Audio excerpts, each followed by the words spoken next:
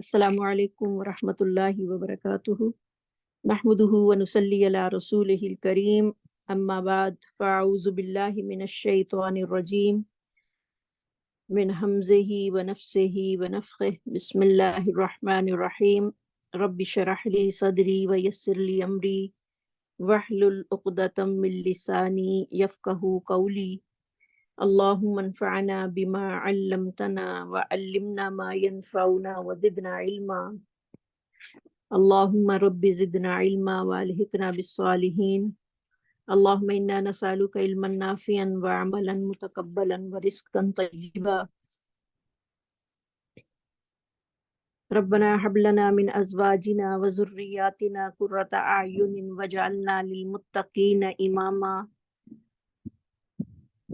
رب ارحمہما کما ربیانی صغیرا رب ارحمہما کما ربیانی صغیرا اللہم اغفر للمؤمنین والمؤمنات والمسلمین والمسلمات منہم احیاء والاموات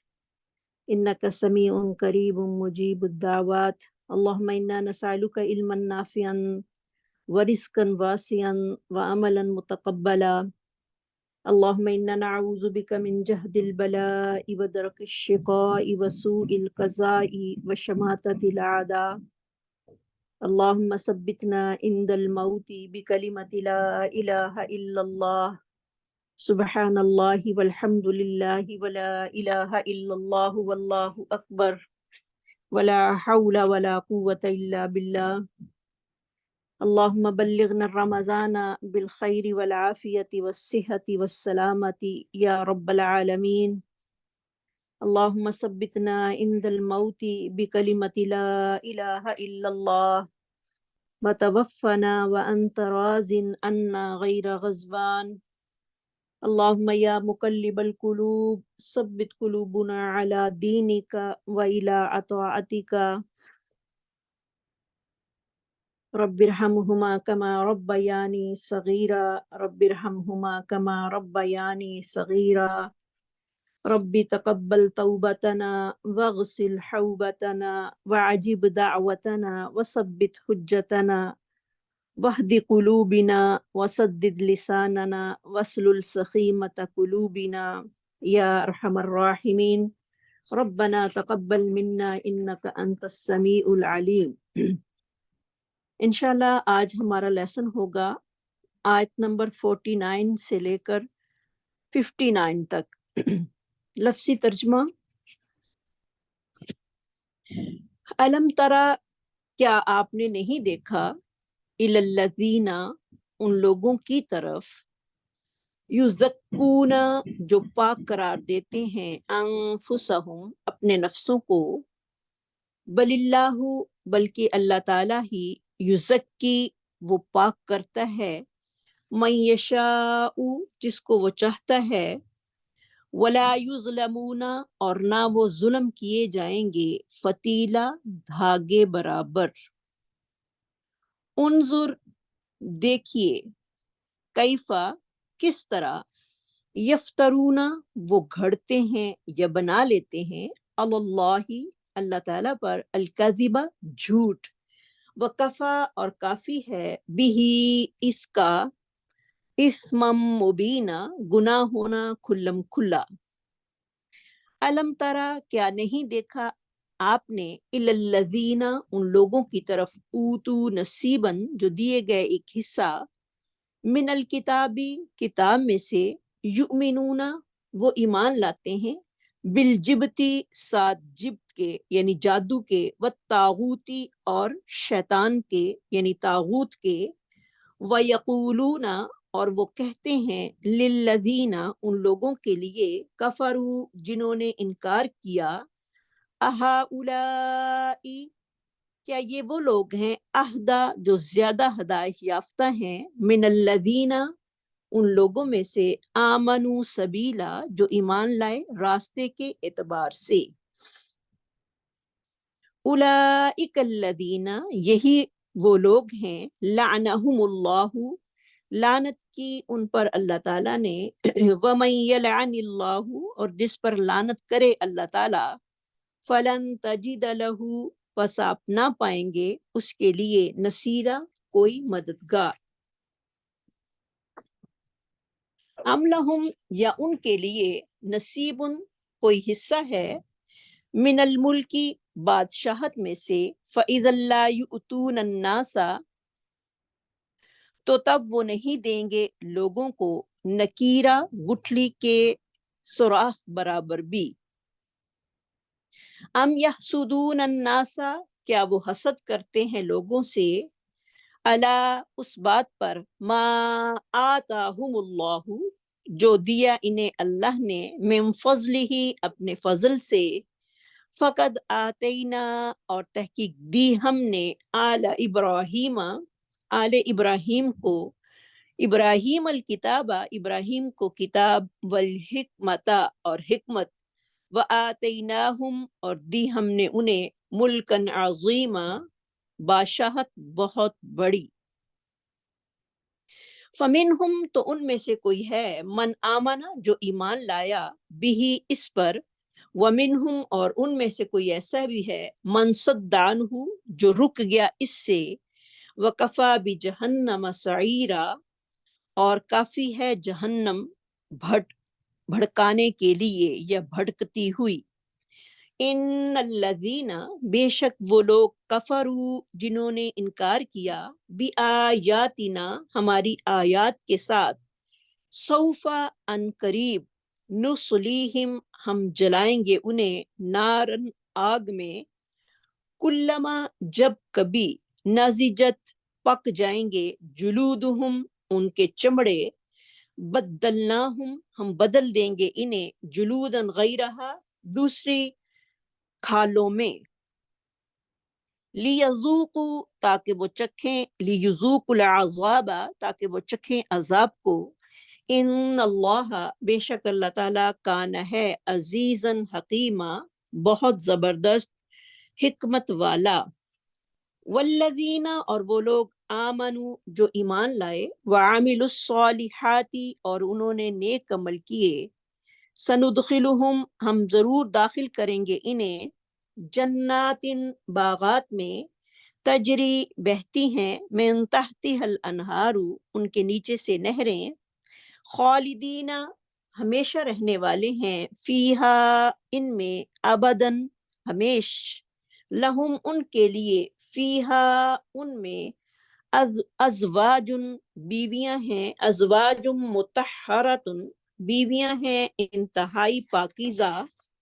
وندخلہم اور ہم داخل کریں گے ان کو، ذلًا ظلیلا سائے میں جو کہ بہت ہی گھنے ہیں۔ ان اللہ بے شک اللہ تعالیٰ، یأمرکم حکم دیتا ہے تمہیں، ان تؤدوا الامانات یہ کہ تم ادا کرو امانتوں کو، الی اہلھا ان کے اہل کی طرف، وَإِذَا حَكَمْتُمْ اور جب تم فیصلہ کرو، بین الناس لوگوں کے درمیان، ان تحکموا یہ کہ تم فیصلہ کرو، بالعدل عدل کے ساتھ،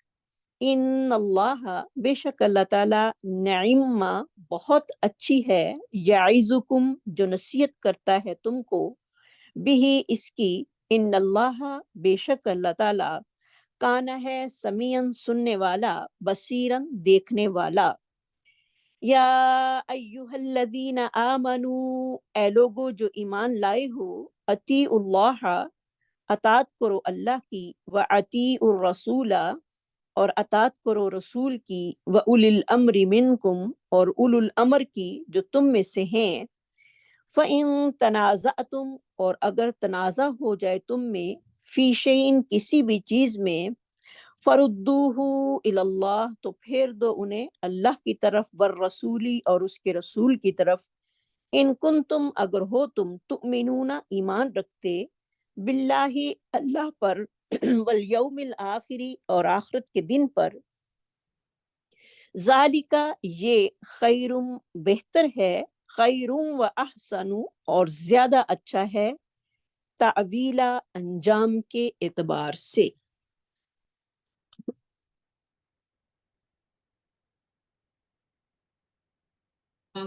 ألم تر إلى الذين يزكون أنفسهم بل الله يزكي من يشاء ولا يظلمون فتيلا انظر كيف يفترون على الله الكذب وكفى به إثما مبينا ألم تر إلى الذين أوتوا نصيبا من الكتاب يؤمنون بالجبت والطاغوت ويقولون للذين كفروا هؤلاء من الذين آمنوا سبيلا أولئك الذين لعنهم الله ومن يلعن الله فلن تجد له نصيرا أم لهم نصيب من الملك فإذا لا يؤتون الناس نقيرا أم يحسدون الناس على ما آتاهم الله من فضله فقد آتينا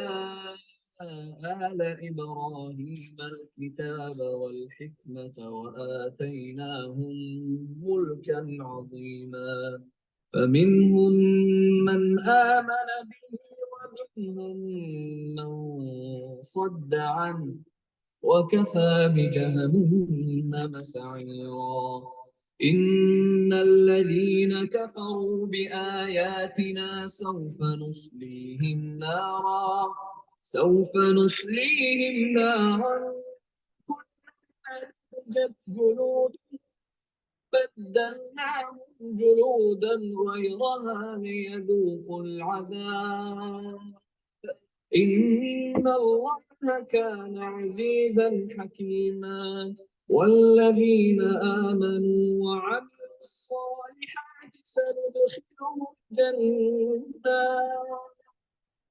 سندخلهم جنات تجري من تحتها الأنهار خالدين فيها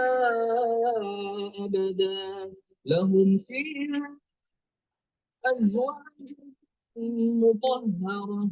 وندخلهم ظلا ظليلا إن الله يأمركم أن تؤدوا الأمانات إلى أهلها وإذا حكمتم بين الناس أن تحكموا بالعدل إن الله نعم ما يعظكم به إن الله كان سميعا بصيرا يا أيها الذين آمنوا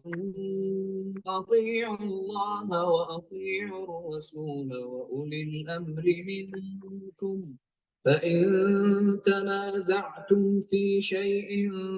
فردوه إلى الله والرسول إن كنتم تؤمنون بالله واليوم الآخر ذلك خير وأحسن تأويلا ألم تر إلى الذين يزعمون أنهم آمنوا بما أنزل إليك وما أنزل من قبلك يريدون أن يتحاكموا إلى الطاغوت وقد أمروا أن يكفروا به ويريد الشيطان أن يضلهم ضلالا بعيدا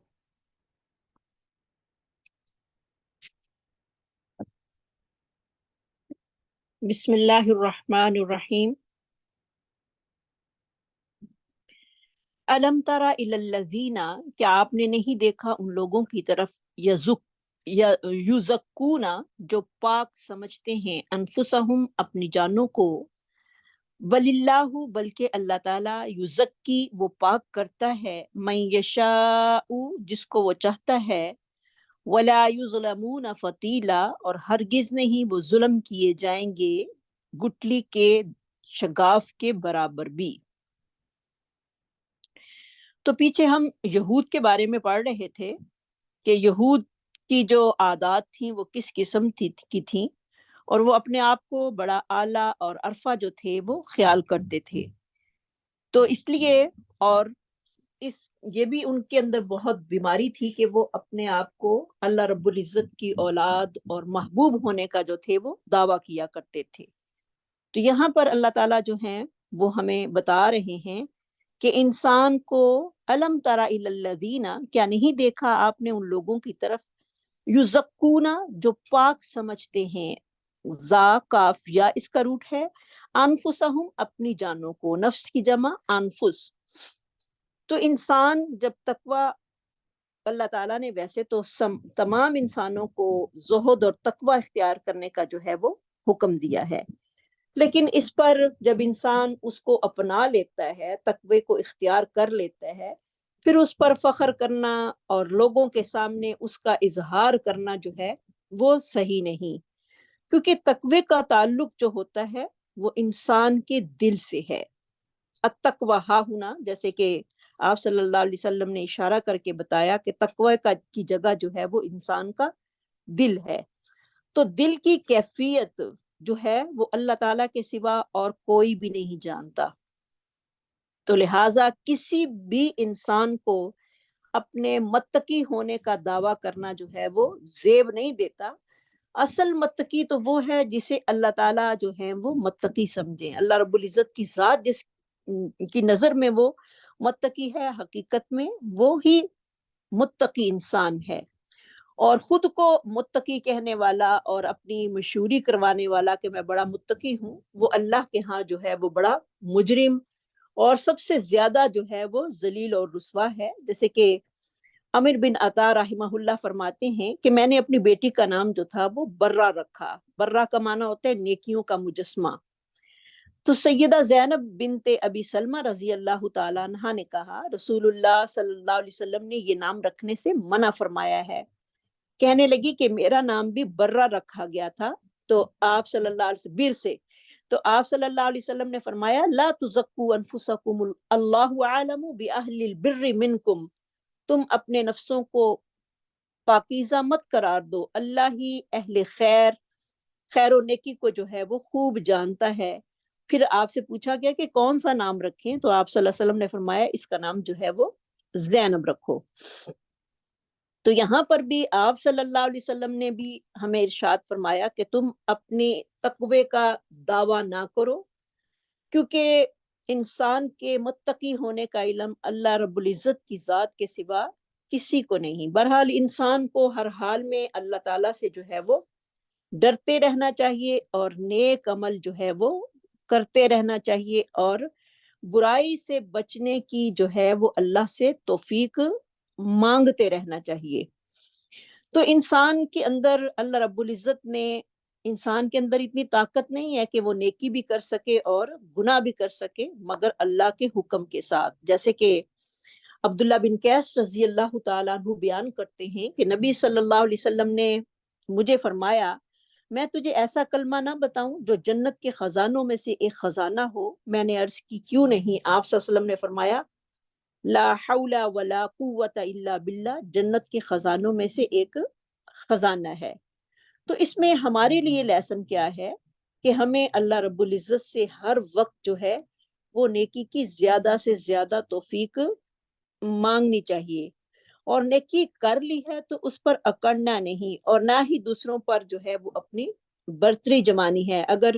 اللہ رب العزت نے توفیق دے دی ہے تو اس کا شکر گزار بننا ہے، اور توفیق انسان کو مانگتے رہنا چاہیے ہر وقت، اور جب بھی انسان فارغ ہو تو لا حول ولا قوت الا باللہ۔ اسی لیے جب آذان میں آتا ہے حی علی الصلاح حی علی الفلاح، تو اس کا جواب ہم کیا دیتے ہیں؟ لا حول ولا قوت الا باللہ، کہ یا اللہ نہ تو میرے اندر نیکی کرنے کی توفیق ہے اور نہ ہی برائی کرنے کی، مگر تیری مدد جب تک شامل حال نہ ہو تو اس وقت تک میں نیکی کر ہی نہیں سکتا۔ تو اس لیے انسان کو ہر وقت اللہ تعالیٰ کو اللہ تعالیٰ سے جو ہے وہ توفیق مانگنی چاہیے. یہ نہیں کہ اگر وہ اس نے تھوڑی سی نیکی کر لی ہے تو وہ بڑا سیر ہو گیا, اپنے آپ کو کہتا ہے کہ میں نے بہت کام کر لیا ہے اللہ کے لیے. نہیں, کیونکہ ایک مومن تو نیکی سے کبھی اس کا پیٹ جو ہے, جیسے دنیا کے جو ہوس والا آدمی ہوتا ہے اس کا پیٹ دنیا سے نہیں بڑھتا, اسی طرح مومن کا پیٹ جو ہے وہ نیکی سے نہیں بڑھتا. وہ کہتا ہے کوئی نہ کوئی نیکی جو ہے وہ مجھے ملے تو میں اس کو کروں. تو لہٰذا اللہ تعالیٰ سے جو ہے وہ دعا کرتے رہنا چاہیے. ہم سب کو اللہ تعالیٰ جو ہے وہ نیکی کی توفیق نصیب فرمائے اور ہم نیکی کو کرتے رہیں, کیونکہ اللہ کی مدد کے بغیر انسان جو ہے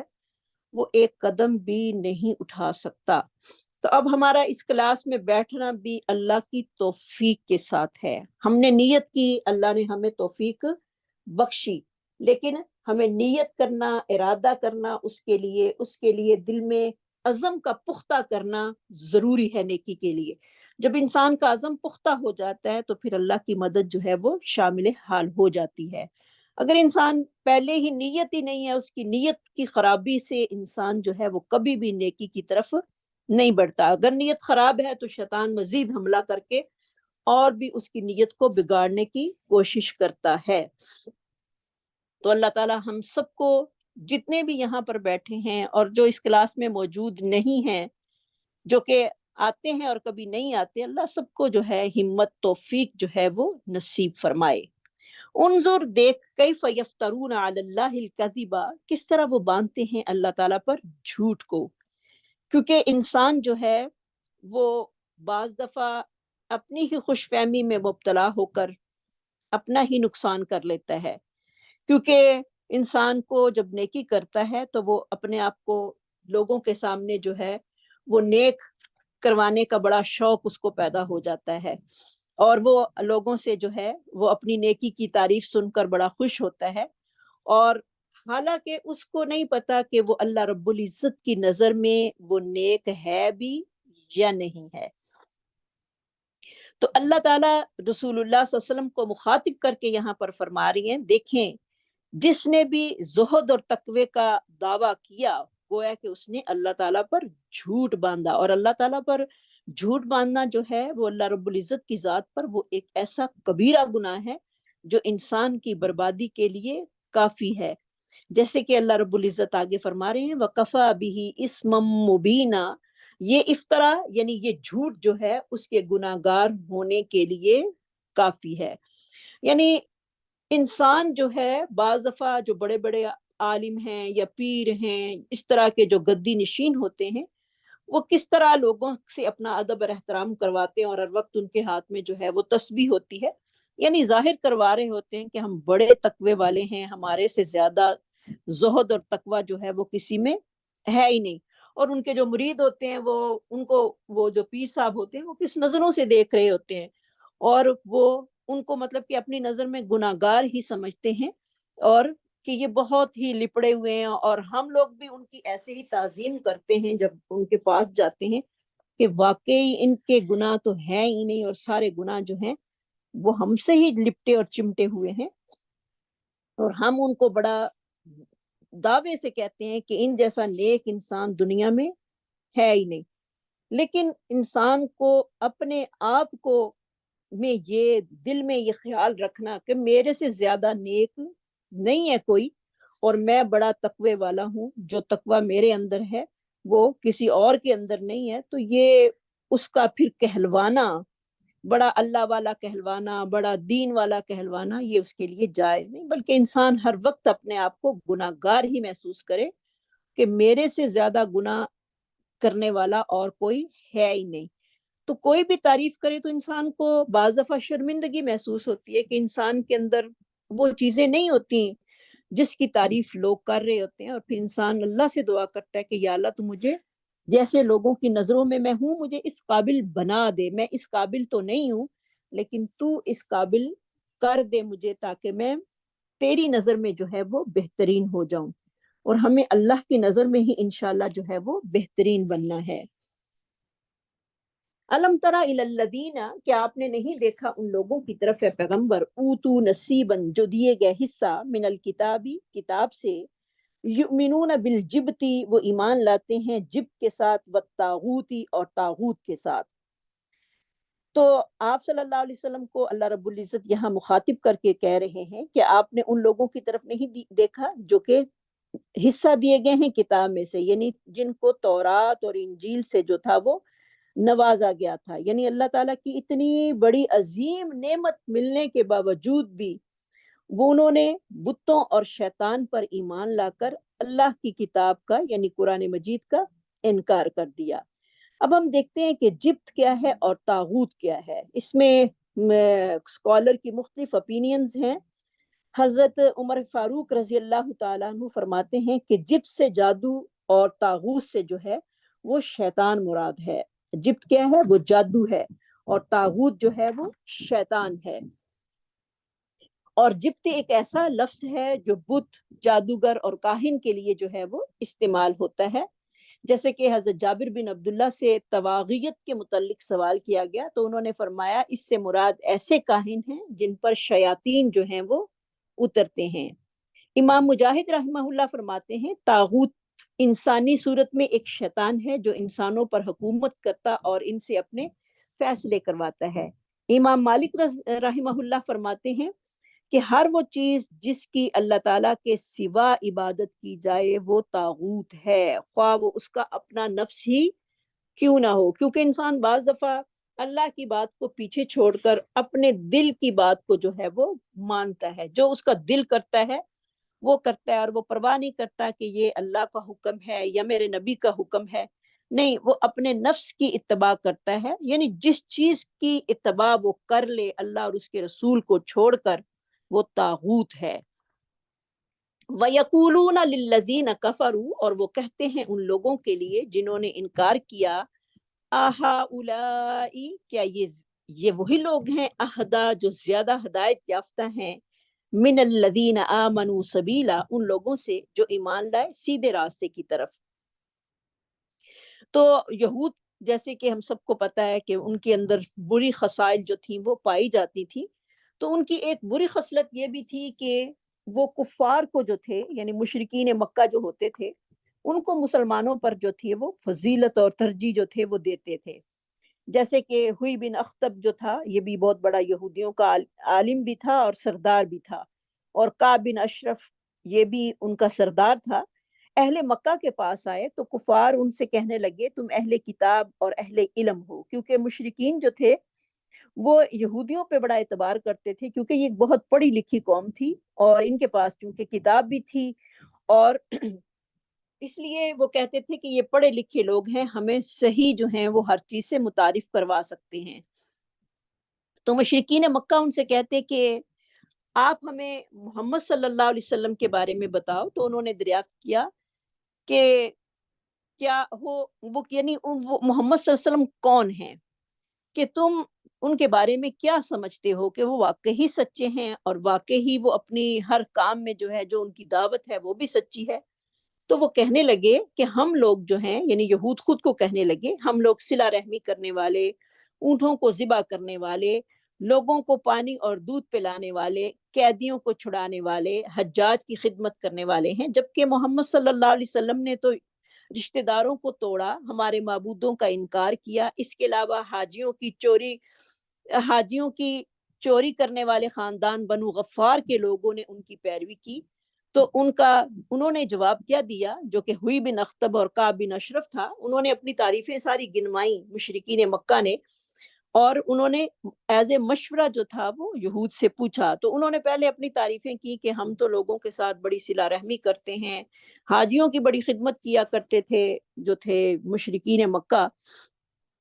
تو وہ کہنے لگے کہ نبی صلی اللہ علیہ وسلم نے تو اپنی رشتہ داریاں ہی توڑ دیں، اور ہمارے جو معبود تھے 360 جو خانہ کعبہ میں پڑے ہوئے تھے ان کا انکار کر دیا، اور پھر آپ صلی اللہ علیہ وسلم کی پیروی کرنے والے تو بڑے ہی چور قبیلے والے لوگ تھے۔ تو انہوں نے جواب دیا یہودیوں نے کہ تم ہی محمد صلی اللہ علیہ وسلم سے ناؤز باللہ بہتر ہو اور سیدھے راستے پر ہو۔ تو یہاں سے یہود کا اہل ایمان کے ساتھ بغض کا جو ہے وہ پتہ چلتا ہے کہ وہ مسلمانوں کے لیے اور آپ صلی اللہ علیہ وسلم کے بارے میں کتنا دل میں بغض اور حسد جو تھے وہ رکھتے تھے، اور مشرکین کے ساتھ جو کہ اسلام کے دشمن تھے ان کے ساتھ ان کی محبت، ان کی خوشامد جو ہے وہ پتہ چلتی ہے کہ ان کو ان کے ساتھ کتنی محبت اور ان کی خوشامد جو تھے وہ کیا کرتے تھے۔ ان کو صرف حسد اور بغض جو تھا وہ کس چیز پر تھا کہ آپ صلی اللہ علیہ وسلم جو ہیں وہ دوسری ان کی نبوت جو ہے وہ چینج ہو کر ایک خاندان سے دوسرے خاندان میں چلی گئی ہے۔ تو جو کفار مکہ تھے ان کا حسد اور بغض جو تھا وہ صرف یہی تھا کہ ہم بتوں کی عبادت کرتے ہیں، یعنی جو پتھروں کے بنے ہوئے ہیں، اور اس پر عبادت جو ہے وہ ہمیں زیادہ بہتر ہے۔ تو یہاں پر اللہ تعالیٰ بتا رہے ہیں کہ انہوں نے ان کو کیا مشورہ دیا۔ جب انسان ان پڑھ ہوتا ہے، اس میں ہمارے لیے لیسن یہ ہے کہ جب انسان کو دین کا، دنیا کا علم نہیں ہوتا تو پھر جو بھی اسے مشورہ دیتا ہے وہ اس کو قبول کر لیتا ہے۔ تو اس لیے انسان کو خود دین کا حاصل کرنا، خود دین، اپنے دماغ سے دین کو سوچنا اور اپنی ساری ایفرٹ جو ہے وہ دین کے لیے لگانی کتنی ضروری ہے، بنسبت یہ کہ ہم لوگوں کے پیچھے بھاگتے پھریں، لوگوں سے مشورے مانگتے پھریں کہ یہ کام ایسے کر لیں، ایسے کر لیں، کیا یہ دین کا حصہ ہے؟ تو لوگ ہمیشہ جو ہیں، جو اب اندر کی حالت تو اللہ ہی جانتے ہیں، لوگ جو ہیں وہ ہمیشہ جو صحیح لوگ ہوتے ہیں ان کے بارے میں غلط مشورہ ہی دیں گے آپ کو۔ تو اس سے ہمیں یہ لیسن ملتا ہے کہ ہمیں اپنے دین کے لیے جو ہے وہ ایفرٹ کرنی ہے، اور اپنے دین کے راستے کو، اپنے قرآن کو خود پڑھنا ہے، مختلف تفاسیر سے پڑھنا ہے۔ اب تو اتنا کچھ آ گیا ہے کہ ہم سے کوئی حق جو ہے وہ پوشیدہ رہ ہی نہیں سکتا، لیکن سب سے بڑی سستی یہ ہے کہ ہم دین کو بڑا ہی پولائٹلی لے لیتے ہیں اور کہتے ہیں کہ ٹھیک ہے، جو بات پتہ چل گئی یہ صحیح ہوگی، چاہے وہ غلط ہی کیوں نہ ہو۔ تو تحقیق کے بغیر جو ہے وہ آگے نہیں چلنا چاہیے۔ اولئک الذین لعنہم اللہ، یہ وہی لوگ ہیں کہ لعنت کی ان پر اللہ تعالیٰ نے۔ ومن یلعن اللہ فلن تجد له نصیرا، اور جس پر اللہ تعالیٰ لعنت کر دیں تو اس کے لیے کوئی بھی مددگار نہیں پائے گا۔ یعنی اللہ تعالیٰ نے جو کہ توحید کو قبول نہیں کرتے ان پر اللہ تعالیٰ نے جو ہے وہ لعنت کی ہے۔ ہر خبیث چیز کو اختیار کرنے والا، اللہ کے راستے سے دور رہنے والا، اللہ نے اس کو لعنت کا مستحق جو ہے وہ قرار دیا ہے۔ اور یہ تمام اوصاف جو تھیں وہ یہود میں پائی جاتی تھیں۔ تو جس پر اللہ تعالیٰ لعنت کرے، آپ صلی اللہ علیہ وسلم نے اس کے لیے آپ کوئی مددگار جو ہے وہ نہیں پائیں گے۔ جیسے کہ مدینہ منورہ سے کچھ یہود جو تھے وہ حصول مدد کے لیے مشرکین مکہ کے پاس گئے، جب حسب وعدہ غزوہ احزاب کے دن ان کی مدد کے لیے پوری قوت کے ساتھ آئے، تو آپ صلی اللہ علیہ وسلم نے اہل ایمان کے ساتھ باہمی مشورت سے مدینہ کے ارد گرد جو تھی وہ خندق کھدوانے کا حکم دیا۔ تو اللہ تعالیٰ نے اپنی رحمت اور خاص فضل و کرم کے ساتھ اہل ایمان کو اور ان کے شر کو سے جو تھا مسلمانوں کو محفوظ رکھا، لیکن بعض یہود کو مدینہ میں قتل اور بعض کو جلا وطن کر دیا گیا۔ تو یہ سارے کے سارے جو تھے وہ اللہ کی لعنت کے مستحق ہوئے۔ تو ملعون شخص جو ہوتا ہے اس کو اللہ تعالیٰ اپنی رحمت سے دور کر دیتے ہیں۔ لعنت کا معنی یہ ہے کہ اللہ کی رحمت سے دور ہو جانا۔ اگرچہ ان کے پاس ظاہری اسباب سارے موجود تھے کہ وہ مسلمانوں پر حملہ کرتے، لیکن اتنی بڑی خندق کھودی گئی تھی جس کو کراس کرنا ہی ان کے لیے بہت مشکل تھا۔ اس ظاہری اسباب ہونے کے باوجود بھی وہ سارے کے سارے جو تھے وہ ذلت اور رسوائی کے سوا اور کچھ بھی وہ حاصل نہ کر سکے۔ آگے اللہ رب العزت فرما رہے ہیں ام لہم نصیب من الملک، کیا ان کے لیے بادشاہت میں کوئی حصہ ہے؟ تو یہاں پر اللہ رب العزت جو ہے وہ یہود کی ایک اور بری عادت یعنی بخل کا تذکرہ کرتے ہوئے فرما رہے ہیں کیا ان کے لیے کوئی بادشاہت میں اختیار ہے کہ جس کو چاہیں وہ عطا کر دیں اور جس کو چاہیں وہ محروم کر دیں؟ ان کے پاس کوئی اللہ نے حصہ مقرر کیا ہے اپنی بادشاہت میں ان کے لیے بھی؟ فَإِذَا لَا يُؤْتُونَ النَّاسَ، تو اس وقت نہ دیں گے وہ لوگوں کو، آتا یؤتی اس کا روٹ ہوگا نقیرہ، ایک گٹھلی کے شگاف کے برابر بھی، کیونکہ یہود جو تھے وہ بہت ہی بخیل تھے اللہ کے راستے میں خرچ کرنے کے لیے۔ تو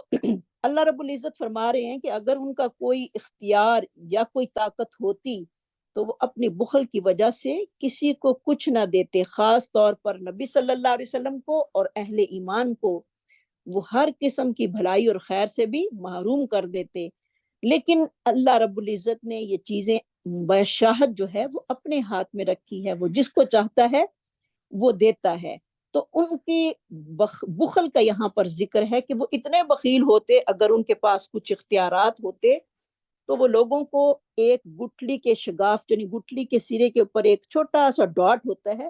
اتنا بھی کسی کو نہ دیتے، اور خاص طور پہ تو اہل ایمان کو تو ہر چیز سے وہ محروم کر دیتے۔ جیسے کہ آج کے حالات میں ہم دیکھ رہے ہیں کہ وہ کتنا ظلم جو ہے وہ غزہ والوں پر جو ہے وہ کر رہے ہیں، ان کے کھانے روک رہے ہیں، ان کی بجلی بند کر رہے ہیں۔ تو یعنی یہ ان کا بخل ہے، یعنی شروع سے ہی ان کے اندر جو تھا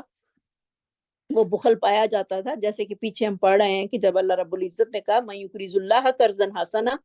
تو انہوں نے نعوذ باللہ اللہ کی ذات میں بھی اتنی بخیلی کی اور اتنا بڑا بہتان باندھا کہ مسلمانوں کا خدا جو ہے وہ بھوکا ہو گیا، اب وہ ہم سے قرض مانگ رہا ہے۔ استغفر اللہ۔ ان کو یہ نہیں پتا کہ ہر چیز کے خزانے جو ہیں وہ اللہ رب العزت کے قبضہ قدرت میں ہیں۔ جیسے کہ سورت بنی اسرائیل کی آیت نمبر 100 میں بھی اللہ رب العزت فرماتے ہیں قُل لَوْ أَنْتُمْ تَمْلِكُونَ خَزَائِنَ رَحْمَةِ رَبِّي إِذًا لَأَمْسَكْتُمْ خَشْيَةَ الْإِنفَاقِ وَكَانَ الْإِنسَانُ قَتُورًا۔ کہہ دیجئے کہ اگر میرے رب کی رحمت کے خزانے تمہارے ہاتھ میں ہوتے تو تم خرچ ہو جانے کے خوف سے ان کو بند رکھتے، کیونکہ انسان ہمیشہ سے ہی بہت بخیل ہے۔ حالانکہ ان خزانوں کے کم ہونے کا یعنی ختم ہونے کا تصور بھی نہیں کیا جا سکتا، لیکن تم بخل کی وجہ سے ایسا کرتے ہو۔ تو وہی نا، انسان کبھی سوچتا ہے کہ اگر انسانوں کے ہاتھ میں کسی انسان کی روٹی کا بندوبست ہوتا تو انسان تو انسانوں کو تڑپا تڑپا کر ہی مار دیتے، تھوڑی سی بات پہ ہی وہ ان کا کھانا پانی بند کر دیتے۔ لیکن اللہ رب العزت کی ذات ہی ایک ایسی ذات ہے جو کہ انسانوں کی گناہوں کے باوجود بھی ان کو رات کو کھلا کر سوتا ہے، کیونکہ وہ خالق ہے، مالک ہے۔ کوئی انسان جو ہے اس کا اللہ رب العزت کے خزانوں میں کوئی بھی دخل ہے ہی نہیں،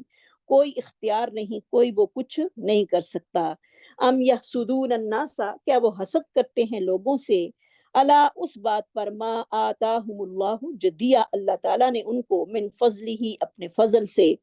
فقد آتینا آل ابراہیم الکتاب، اور تحقیق دی ہم نے آل ابراہیم کو کتاب، حکمت، وآتیناہم ملکا عظیما، اور دی ہم نے ان کو بادشاہت بہت بڑی۔ تو حسد کی پھر بات آ گئی، حاسین دال اس کا روٹ ہوگا،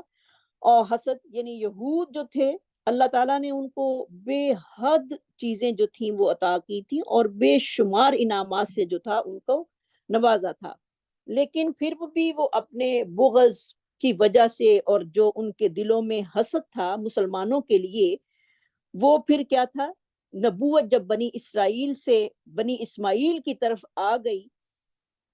اور اللہ رب العزت نے بنی اسماعیل کی قسمت میں آپ صلی اللہ علیہ وسلم کو لکھ دیا، اور آپ صلی اللہ علیہ وسلم جو تھے وہ بنی اسماعیل میں سے آئے، تو وہ پھر کیا ہوئے، وہ ایک دوسرے کے خون کے پیاسے ہو گئے، اور پھر دور جاہلیت میں جیسے کہ ان کے قصے کہانیاں مشہور ہیں، اور پھر انہوں نے یہودیوں نے اپنی علمی جو تھی، علمی جو ان کی ساخت تھی، جو کیونکہ وہ علم کو بہت جانتے تھے، اس کا سکہ جمانے کے لیے انہوں نے اپنی اقتصادی برتری کو قائم کیے ہوئے تھے، یعنی ان کی اقتصادی حالت جو تھی وہ بڑی مضبوط تھی، اور ان کی معاشی حالت بھی جو تھی جیسے کہ اب مستحکم ہے، اسی طرح ان کی پہلے بھی حالت جو تھی وہ بڑی اچھی تھی۔ تو اللہ تعالیٰ نے آپ صلی اللہ علیہ وسلم کی نبوت کی وجہ سے اہل عرب کو آپس میں متحد کر دیا، جس بنا پر وہ اپنی علمی اور اقتصادی برتری کو قائم نہ رکھ سکے، اور پھر اسی حسد میں آ کر انہوں نے آپ صلی اللہ علیہ وسلم کا انکار کر دیا۔ انہوں نے کہا ہم ان کو نہیں مانتے، کیونکہ اب تو نہ ہماری علمی قابلیت رہ گئی ہے اور نہ اقتصادی اور نہ ہی ہماری دوسری قابلیت، اور کیونکہ نبوت بھی جو ہے وہ چینج ہو کر حضرت بنی اسرائیل سے چینج ہو کر بنی اسماعیل میں چلی گئی ہے، تو لہٰذا ہم آپ پر صلی اللہ علیہ وسلم پر ایمان نہیں لائیں گے۔ فقط آتینا آل ابراہیم الکتاب، اور تحقیق دی ہم نے آل ابراہیم کو کتاب اور حکمت، اور دی ہم نے ان کو بہت بڑی بادشاہت۔ تو اللہ تعالیٰ نے نبوت بنی اسرائیل سے عربوں کی طرف جو تھی وہ منتقل کی، جیسے کہ آپ صلی اللہ علیہ وسلم جو تھے وہ عربوں میں سے آئے، اور ہر حال میں پھر نبوت جو ہے وہ آل ابراہیم میں ہی رہی۔ دیکھیں ابراہیم علیہ السلام کے دو بیٹے تھے، حضرت اسحاق اور حضرت اسماعیل۔ تو پہلے اسحاق کی اولاد میں سے نبی آ رہے تھے، اور پھر اسماعیل کی اولاد میں سے آخری نبی جو تھے وہ آئے، کیونکہ بنی اسرائیل جو تھے اور بنو ہاشم دونوں ہی آل ابراہیم میں سے تھے۔ اور جب نبوت اولاد ابراہیم میں رہی تو بنی اسرائیل کو حسد کی بنا پر آپ صلی اللہ علیہ وسلم کی نبوت کا انکار نہیں کرنا چاہیے تھا، لیکن ان کو نبوت کو تسلیم کر لینا چاہیے تھا، حالانکہ خاندان جو تھا، دونوں کا دادا جو تھا وہ ایک ہی تھا، یعنی حضرت ابراہیم ہی تھے، لیکن انہوں نے اس چیز کو بھی برداشت نہیں کیا کہ نبوت جو ہے وہ دوسرے خاندان میں کیوں منتقل ہو گئی، حالانکہ دونوں کا باپ جو تھا وہ ابراہیم ہی تھا۔ تو اللہ تعالیٰ بتا رہے ہیں کہ ہم نے بنی اسرائیل کو جو نبوت عطا کی تھی وہ آل ابراہیم میں سے تھے، ان پر کتابیں بھی نازل کی، انہوں نے حکمت کے ساتھ فیصلے کیے، پھر ہم نے ان کو بعض میں سے حکومت بھی دی جو تھی۔ بنی اسرائیل میں کتنے نبی جو تھے وہ نبی بھی تھے اور بادشاہ بھی تھے، ان میں حضرت داؤد علیہ السلام تھے، حضرت سلیمان علیہ السلام تھے،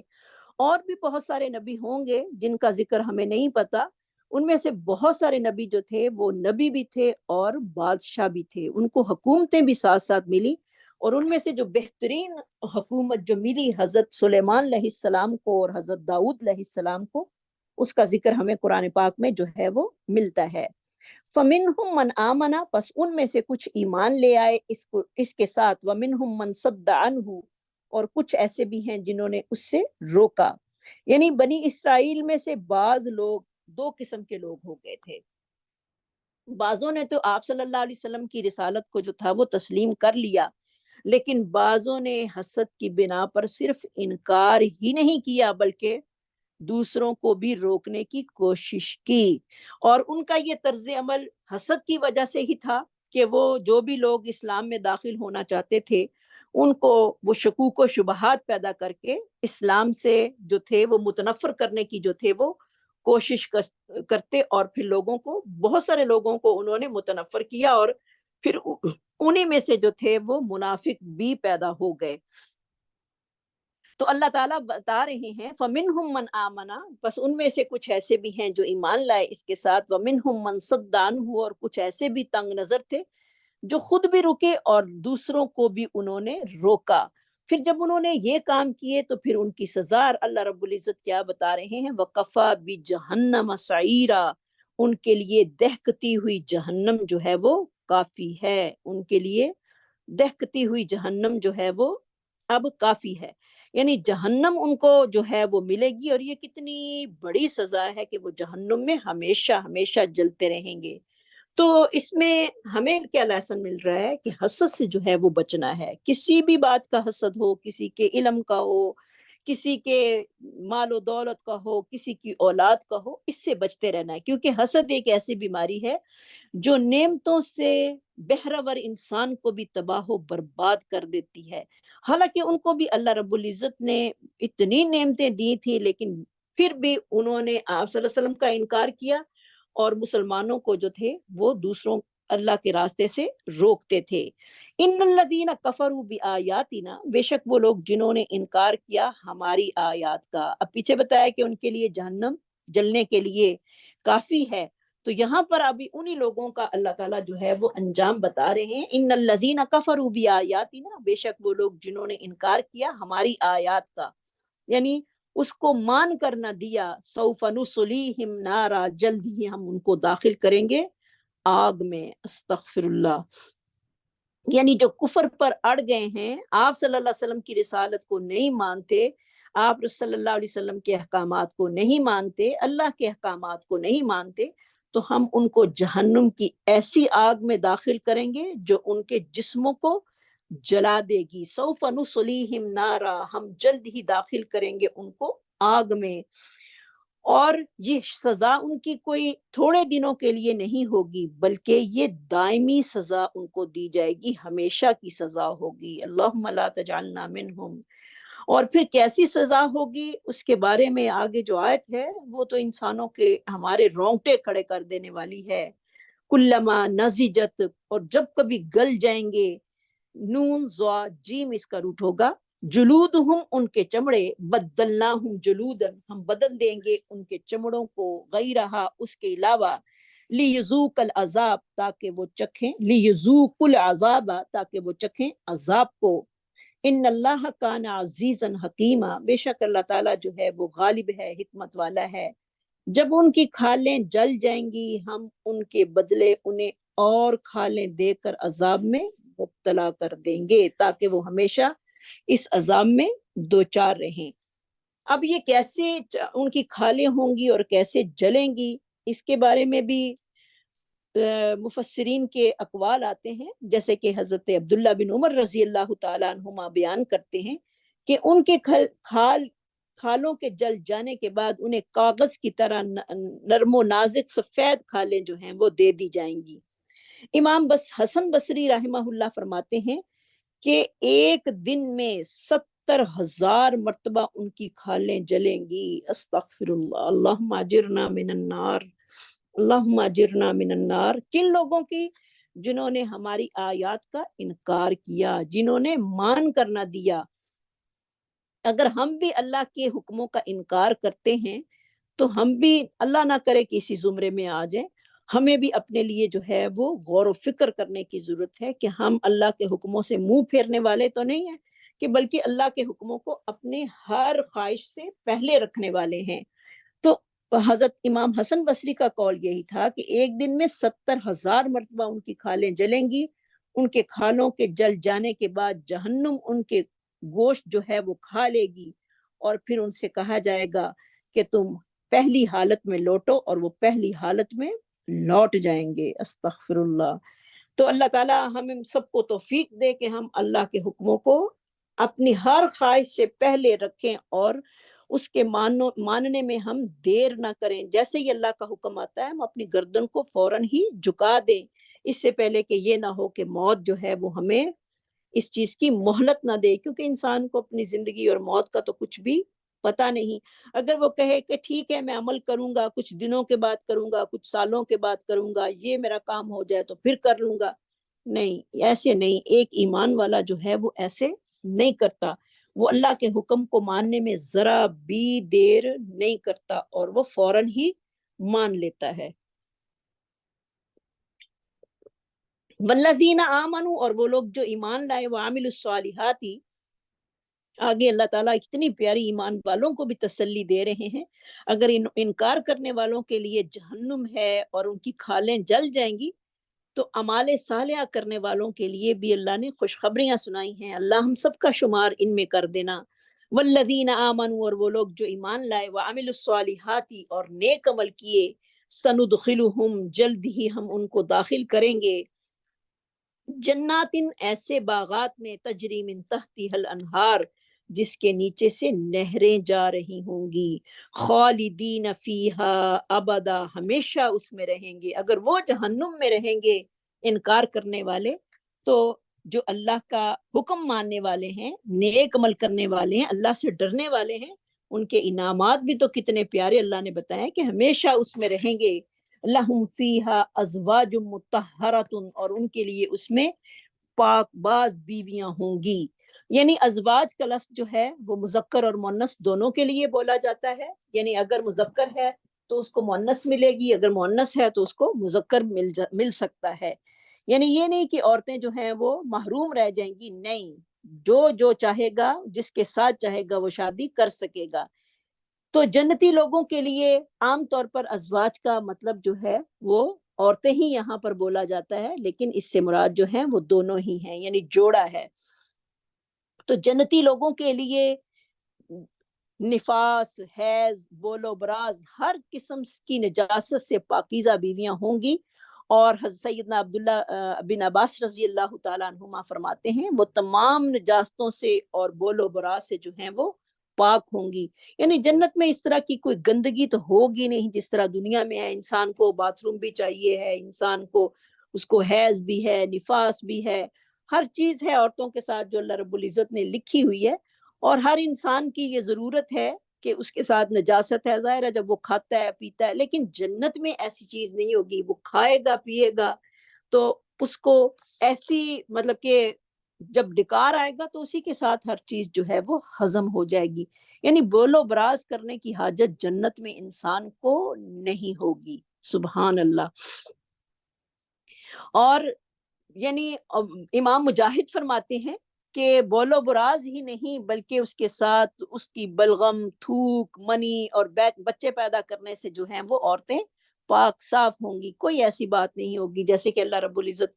سورہ رحمان کی آیت میں فرماتے ہیں فیہن خیرات حسان فبأی آلاء ربکما تکذبان حور مقصورات فی الخیام فبأی آلاء ربکما تکذبان. اور اس کے ساتھ ہی بہت ہی ایک پیاری حدیث آتی ہے جنتیوں کے لیے وَنُدْخِلُهُمْ ظِلًّا ظَلِيلًا، اور ہم ان کو گہرے سایوں میں جو ہیں وہ داخل کریں گے. ضاد لام لام اس کا روٹ ہوگا کہ ضا لام لام سوری ضا لام لام اس کا روٹ ہوگا وَنُدْخِلُهُمْ ظِلًّا ظَلِيلًا، اور ہم ان کو داخل کریں گے گہرے سایوں میں. یعنی اللہ تعالیٰ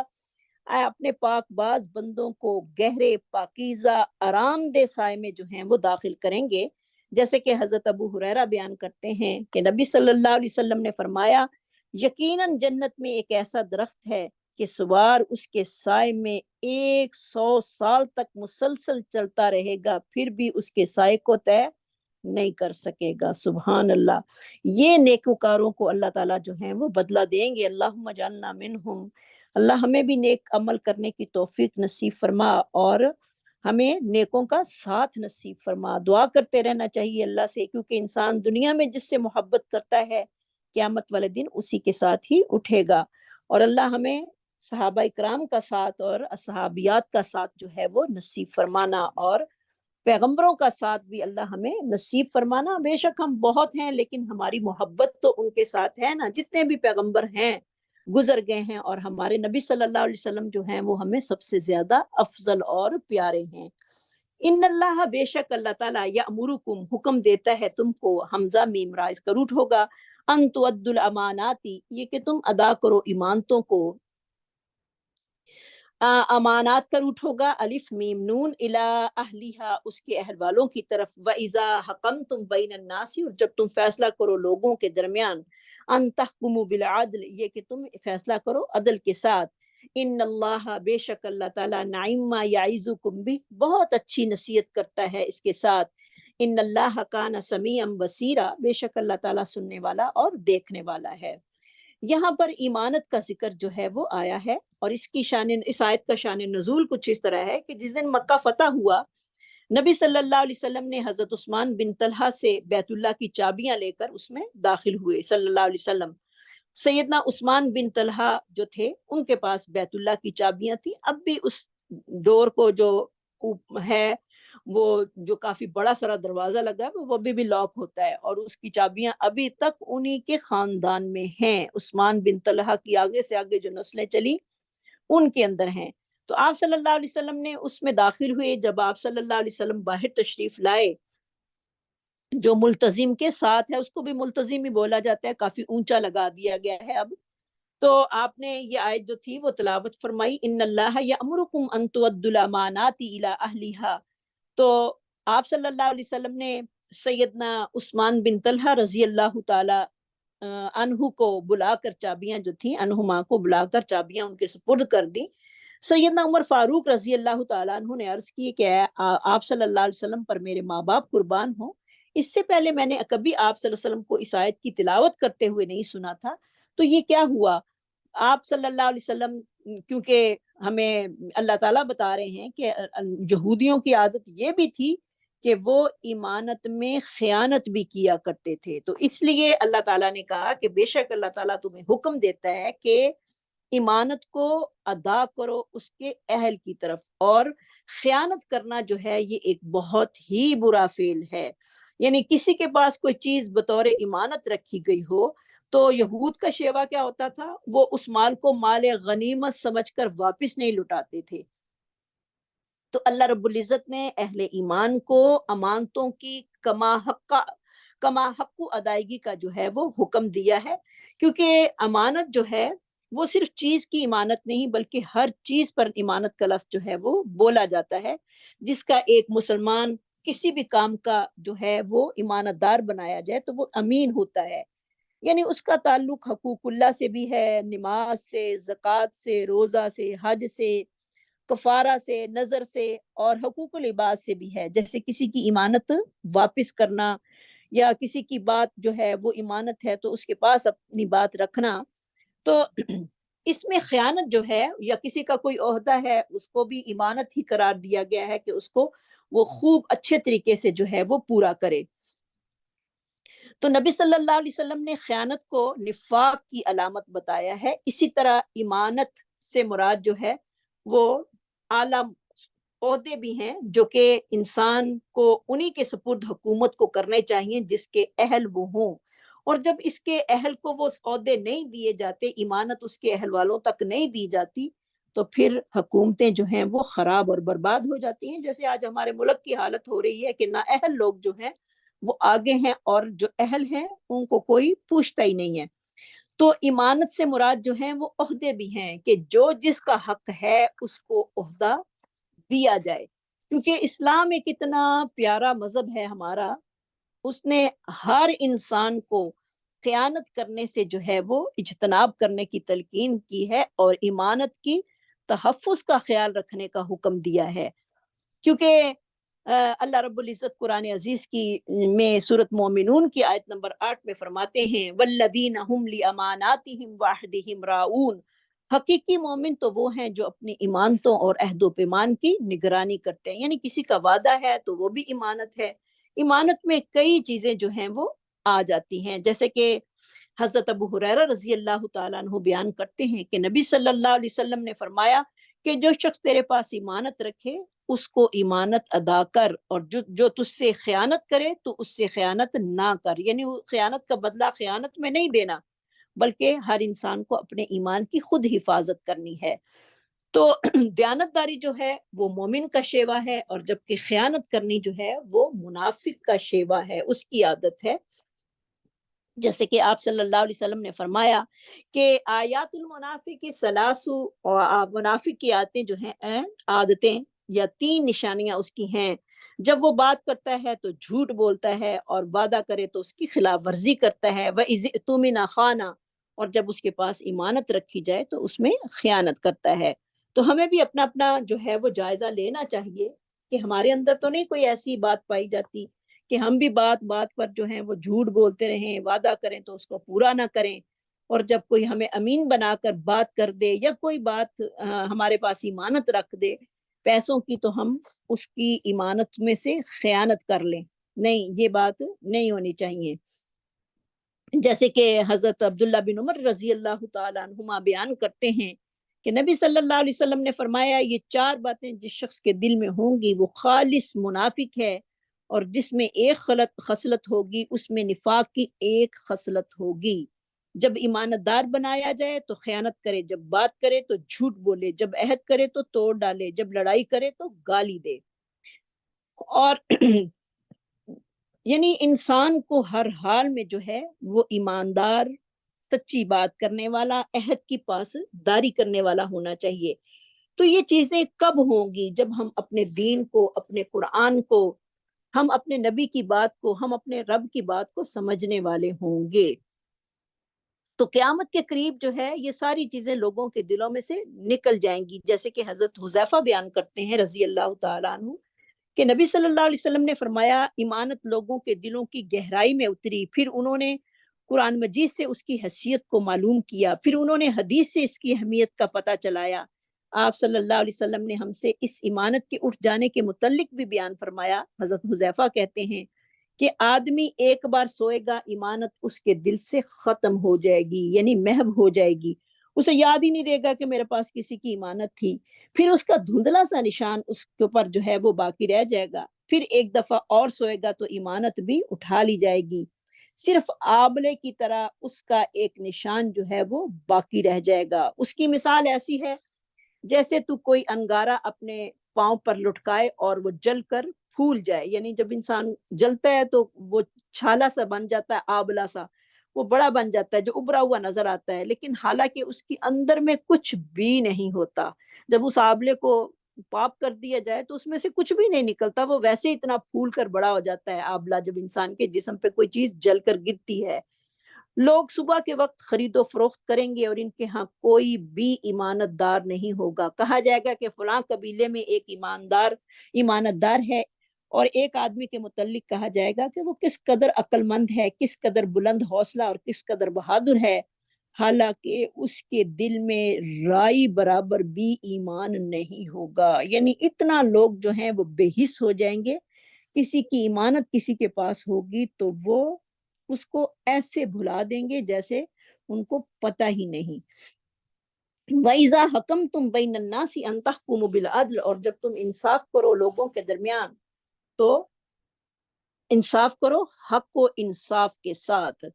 یعنی دیانتداری کا حکم پہلے اللہ رب العزت دے رہے ہیں، اور پھر اس کے بعد عدل و انصاف کی بھی تلقین جو ہیں وہ ہمیں کر رہے ہیں۔ جیسے کہ اللہ رب العزت جو ہیں وہ سورہ نحل کی آیت نمبر 90 میں فرماتے ہیں، ان اللہ یامر بالعدل والاحسان وایتاء ذی القربى وینہی عن الفحشاء والمنکر والبغی۔ بڑی جامع آیت ہے، ہر امام جو ہے اس کو جمعے کے خطبے میں لازمی اس کی تلاوت کرتا ہے۔ یعظکم لعلکم تذکرون، بے شک اللہ تعالیٰ عدل و احسان کرنے والے اور قرابت والوں کو امداد دینے کا حکم دیتا ہے، اور بے حیائی اور بری بات اور ظلم اور زیادتی سے منع کرتا ہے۔ جیسے کہ اس کے بارے میں بڑی ہی پیاری حدیث آتی ہے، حضرت عبداللہ بن عمر رضی اللہ تعالیٰ عنہما بیان کرتے ہیں کہ نبی صلی اللہ علیہ وسلم نے فرمایا، بے شک اپنے اہل و عیال اور رعایا کے فیصلوں اور معاملات میں انصاف کرنے والے اللہ تعالیٰ کے دائیں ہاتھ کی طرف نور کے ممبروں پر ہوں گے۔ سبحان اللہ، یعنی اپنے گھروں میں بھی انصاف، اپنے اہل و عیال میں بھی، اپنی اولاد میں بھی انسان کو انصاف کرنا ہے، اور انصاف کرنے والے اللہ رب العزت کے دائیں ہاتھ کی طرف نور کے ممبروں پر ہوں گے، اور واضح رہے کہ رحمان کے دونوں ہاتھ ہی جو ہیں وہ دائیں ہیں۔ یہ مسلم کی حدیث ہے۔ ان اللہ نعم ما یعظکم، بے شک اللہ تعالیٰ تمہیں بہت اچھی نصیحت کرتا ہے اس کے ساتھ، وعین ذا اس کا روٹ ہوگا وعین ذا ان اللہ کان سمیعا بصیرا، بے شک اللہ تعالیٰ سننے والا اور دیکھنے والا ہے۔ یعنی اللہ تعالیٰ جو ہمیں نصیحت کر رہے ہیں وہ کتنی پیاری ہے، اچھی باتوں کی نصیحت کر رہے ہیں، کیونکہ اللہ تعالیٰ اپنے بندوں کو بڑی اچھے طریقے سے جانتے ہیں، اور انسان کو ایمانت میں خیانت نہیں کرنی، عدل و انصاف کے ساتھ بات کرنی ہے، کیونکہ اللہ رب العزت کی نظر میں انسان جو ہے وہ نہ اپنی بات کے لحاظ سے چھپ سکتا ہے اور نہ اپنے عمل کے لحاظ سے چھپ سکتا ہے، اس کی ہر بات کا اللہ رب العزت کو پتہ ہے۔ تو یہ ایک بڑی چیز، اہم چیز ہے، اس میں جو ہمارے لیے لیسن ہے وہ ہے اللہ کا خوف۔ اگر انسان کے دل میں اللہ کا خوف ہو تو واقعی اللہ کی عظمت جو ہے اس کے دل میں بیٹھتی ہے، اور اسے پتہ ہے کہ میرا رب مجھے ہر حال میں دیکھ رہا ہے۔ اگر انسان اپنے دل میں اللہ کا خوف بٹھا لیتا ہے تو یہی چیز اس کو برائی کے ارتکاب کرنے سے روکتی ہے۔ اب دیکھیں، ہمارے فار ایگزامپل ہمارے بچے ہیں، اب ہم ان کے ساتھ ساتھ تو نہیں سارا دن رہ سکتے، ان کی ہر بات تو نہیں دیکھ سکتے۔ اب ہر بچے کے پاس فون ہے، لیپ ٹاپ ہے، کئی ڈیوائس ہم نے ان کو لے کے دی ہوئی ہیں، تو ان کو ہم نے جو بری باتوں سے بچانا ہے وہ اللہ کا خوف دے کر ہی، اللہ کا ڈر ان کے دلوں میں پیدا کرنا ہے۔ اگر تو اللہ کا ڈر ان کے دلوں میں بیٹھ جاتا ہے تو سمجھو ہم اور وہ ہر برائی سے بچ سکتے ہیں۔ اگر ہمارے دلوں میں اور ہمارے بچوں کے دلوں میں اللہ کا ڈر پیدا نہیں ہوتا تو ہم کسی بھی برائی سے بچ نہیں سکتے۔ اللہ کا خوف اتنی بڑی چیز ہے، اس کی عظمتوں کو ہم نے اپنے دلوں میں بٹھانا ہے اور اپنے بچوں کے دلوں میں بھی۔ اور بچے نمازیں پڑھتے ہیں، اور دیکھیں آج کل ہم سب کے بچے جیسے نمازیں پڑھتے ہیں، مائیں ساری واقف ہیں کہ کس حال میں بچے نمازیں پڑھ رہے ہوتے ہیں، تو ان کو بس یہی بات کہا کرو کہ اللہ آپ کو دیکھ رہے ہیں، کیونکہ ہمارے ساتھ آپ کا معاملہ نہیں ہے، اور آپ کا معاملہ اللہ کے ساتھ ہے، اللہ آپ کو دیکھ رہا ہے، جیسی کسی کی نماز ہوگی ویسا ہی اس کو اجر ملے گا، اور ہر حال میں ہمیں خود بھی ڈرنا ہے اور اپنے بچوں کو بھی ڈرانا ہے۔ اللہ ہمارے اندر جو ہے وہ اپنا خوف اور تقوی پیدا کر دے، اور اللہ کی ذات جو ہے وہ ہمیں اٹھتے بیٹھتے چلتے پھرتے ہر کام میں ہمیں دیکھ رہی ہے، اور یہ چیز ہر وقت اگر ہمارے ذہنوں میں ہو تو انشاءاللہ یہ ایک بہت بڑا نسخہ ہے، نسخہ کیمیا ہے اللہ کا ڈر، تو یہ ہمیں برائیوں سے روک سکتا ہے۔ اللہ ہم سب کے اندر جو ہے وہ اپنا خوف اور ڈر جو ہے وہ پیدا کر دے۔ یا ایہا الذین آمنو، اے لوگو جو ایمان لائے ہو، اطیعوا اللہ، اطاعت کرو اللہ کی۔ پیچھے ہم آیت پڑھ کے آئے ہیں اعمال صالحہ کرنے کی، دیانتداری کی، عدل و انصاف کی، اور اب اللہ جو ہے وہ ہمیں اللہ رب العزت بتا رہے ہیں کہ اگر تم نے اعمال صالحہ کیے تو اس میں اطاعت جو ہے وہ شرط ہے۔ کس کی اطاعت؟ اللہ کی اطاعت اور اس کے رسول کی اطاعت، دونوں چیزیں جو ہیں وہ تمہارے لیے لازم اور ملزوم ہیں۔ اگر ان میں سے ایک بھی گم ہو گئی، یعنی اللہ کا حکم، یعنی ہم نے قرآن کو تو مان لیا اور حدیث کو نہ مانا، تو ہم اطاعت کے زمرے میں نہیں آ سکتے، ہمارے اعمال جو ہیں وہ قبولیت شرف نہیں پا سکتے۔ ہم اگر اپنے پاس سے ہی باتیں کرتے رہے اور اپنے پاس سے ہی وہ کام کرتے رہے جس پر آپ صلی اللہ علیہ وسلم کی کوئی اتھینٹک مور نہیں ہے، تو وہ بالکل ہی برباد ہو جائیں گے۔ تو یا ایہا الذین آمنو، اے لوگو ایمان والو، اطیعوا اللہ، اطاعت کرو اللہ کی، واطیعوا الرسول، اور اطاعت کرو رسول کی۔ تا و عین، یعنی اطاعت کس کی کرنی ہے؟ اللہ کی اور اس کے رسول کی، ایک اللہ دوسرا رسول، و اولی الامر، اور جو کہ صاحب حکمران ہیں ہمارے میں، تین کی اطاعت جو ہے وہ اللہ تعالیٰ نے یہاں پر ہم میں بیان کر دی کہ تین لوگ ایسے ہیں جن کی اطاعت تمہارے اوپر ضروری ہے۔ فَإِن تَنَازَعْتُمْ، اگر تم میں جھگڑا ہو جائے، یعنی نون زائن اس کا روٹ ہوگا، فی شیئن کسی چیز، اس کو لے جاؤ الی اللہ والرسول، اللہ کی طرف اور اس کے رسول کی طرف، ان کنتم تؤمنون باللہ والیوم الاخر، اگر ہو تم ایمان رکھتے اللہ پر اور آخرت کے دن پر۔ یعنی یہاں پر چار اصول جو ہیں وہ ہمیں بتا دیے گئے ہیں۔ نمبر ایک اللہ تعالیٰ کی اطاعت، نمبر دو رسول کی اطاعت، نمبر تین مسلمان حکمرانوں کی اطاعت، اور نمبر چار حاکم اور رعایا کی اختلاف کی صورت میں اللہ کتاب اللہ کی طرف اور سنت کی طرف رجوع کرنا۔ اب چار چیزیں جو ہیں وہ یہاں پر ہمیں بتائی گئی ہیں، یہ بڑی سمجھنے والی آیت ہے، اس کو ہائی لائٹ کر لیجئے اور اپنی کاپیوں میں ضرور لکھیے، کیونکہ ایک کامیاب اسلامی ریاست کے چار اصول جو ہیں وہ یہاں پر ہمیں بتائے گئے ہیں، جن پر کاربند ہونا، اور جو کاربند ہوتے ہیں وہ اس ریاست جو ہے وہ کامیاب حکومت کہلاتی ہے۔ اور ایسی حکومت جس میں اللہ کی اطاعت ہو، اس کے رسول کی اطاعت ہو، اس پر جو ہے اللہ رب العزت اپنی نعمتوں کے اور فضل کے دروازے جو ہیں وہ کھول دیتے ہیں، سبحان اللہ۔ اگر ان چار چیزوں کو اگنور کر دیا جائے تو پھر کیا ہے، ہر چیز کی زندگی جو ہے وہ اجیرن ہو جاتی ہے، اور ساری جو جتنے بھی رہنے والے لوگ ہیں وہ اللہ تعالیٰ کی رحمت سے بالکل محروم ہو جاتے ہیں۔ سب سے پہلے اللہ رب العزت نے اپنی اطاعت کا حکم دیا ہے کہ میری اطاعت کرو، کیونکہ ظاہر ہے وہ ہمارا خالق ہے، مالک ہے، اسی نے ہمیں سب کچھ دیا ہے، جتنی بھی نعمتیں ہیں وہ کسی کا محتاج نہیں، ہم ساری کائنات اس کی محتاج ہیں، اور اللہ ہمیں اپنا ہی محتاج رکھے، اللہ کسی کو بھی کسی انسان کا محتاج نہ کرے۔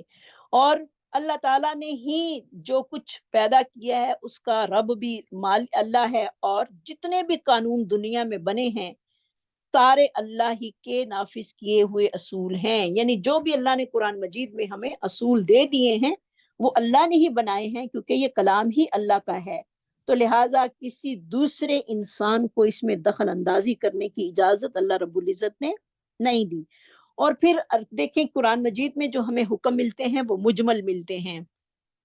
یعنی آتا ہے اقیم الصلاۃ، نماز قائم کرو، وآتوا الزکوٰۃ، اور زکوٰۃ دو، لیکن ان کا نصاب، نماز کی رکعتیں، وضو کا طریقہ وہ ہمیں نہیں پتا، وہ اس کا عملی نمونہ کس کو اللہ نے پیش کیا ہے؟ اپنے رسول کو۔ لقد کان لکم فی رسول اللہ اسوۃ حسنہ، تمہارے لیے رسول اللہ کی زندگی میں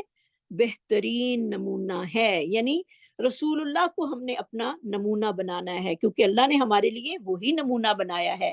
اور آپ صلی اللہ علیہ وسلم جو تھے وہ قرآن کی چلتی پھرتی تفسیر تھے، سبحان اللہ۔ تو یہ سارے طریقے ہمیں کہاں سے پتہ چلیں گے؟ نبی صلی اللہ علیہ وسلم کی حدیث سے۔ اور اگر ہم کہیں کہ ہم تو صرف قرآن کو مانتے ہیں، حدیث کو نہیں مانتے، تو انسان کا ایمان جو ہے وہ مکمل ہو ہی نہیں سکتا۔ اسی لیے اللہ رب العزت نے اپنے ساتھ اپنے رسول کی اطاعت کی بھی شرط لگا دی کہ میرے رسول کی بھی اطاعت کرو، کیونکہ آپ صلی اللہ علیہ وسلم پر دو طرح کی وحی جو تھی وہ نازل ہوتی تھی، ایک وحی جلی اور دوسری وحی خفی۔ وحی جلی جو تھی وہ قرآن کی صورت میں، یعنی صحابہ بھی کو بھی پتہ چلتا تھا، جبرائیل جب قرآن لے کر آتے تھے صحابہ کو نظر تو نہیں آتے تھے، لیکن آپ کی جو کنڈیشن ہو جاتی تھی